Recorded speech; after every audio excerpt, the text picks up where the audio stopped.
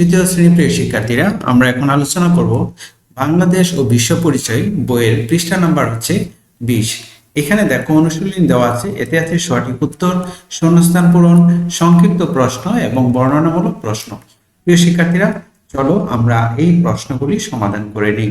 প্রথমেই দেওয়া আছে, দেখো সঠিক উত্তরের পাশে ঠিক চিহ্ন দেই। তো বিশেষ চাহিদা সম্পন্ন সহপাঠীর প্রতি আমরা কেমন আচরণ করব? অবহেলা করব, কটূক্তি করব, সহায়তা করব, এড়িয়ে যাব। তো সঠিক উত্তর কোনটা হবে? সহায়তা করব। আমরা কোনো সহপাঠী বেঞ্চ থেকে নিচে পড়ে গেলে আমি কি করব? অর্থাৎ আমার কোনো সহপাঠী বেঞ্চ থেকে নিচে পড়ে গেলে আমি কি করব? হেসে দিব, থাকাবো না, ধরে তুলব, দোষারোপ করব।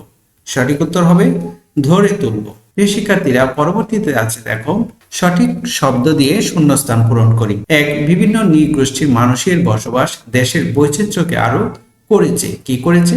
সমৃদ্ধ করেছে। আমরা একে অন্যকে করব। কি করব? আমরা একে অন্যকে সহায়তা করব। 3 নম্বরে দেখো সকল পেশার প্রতি দেখাবো। কি দেখাবো? সম্মান দেখাবো। 4, পরিবারের ছেলে ও মেয়ে সকলের অধিকার রয়েছে।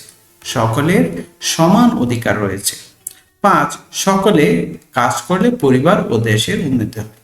সকলে মিলেমিশে কাজ করলে পরিবার ও দেশের উন্নতি হয়। গ নম্বরে আছে, দেখো সংক্ষিপ্ত প্রশ্ন। বাসার কাজ কিভাবে করলে সহজ হয়? ছেলে ও মেয়ে সকলের প্রতি আমাদের কেমন ব্যবহার করা উচিত? বাসায় কিভাবে কাজ করলে সহজ হয়? তো এটার উত্তর হবে ছেলে ও মেয়ে সকলে মিলে কাজ করলে বাসার কাজ সহজ হয়। 2 নম্বরে আছে, ছেলে ও মেয়ে সকলের প্রতি কেমন ব্যবহার করা উচিত?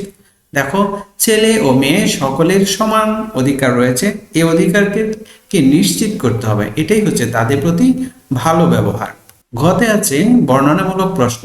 কিভাবে আমাদের মাঝে সম্প্রীতি গড়ে ওঠে? 2 নম্বর হলো বিশেষ চাহিদা সম্পন্ন সহপাঠীর সাথে আমি কিরূপ আচরণ করব?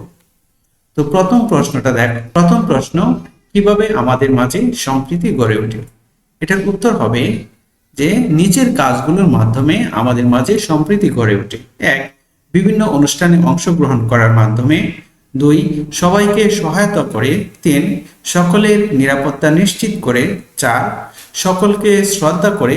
5, সকলের সাথে ভালো ব্যবহার করে। 3 নম্বরে আছে, দেখো বিশেষ চাহিদা সম্পন্ন সহপাঠীর সাথে আমি কিরূপ আচরণ করব?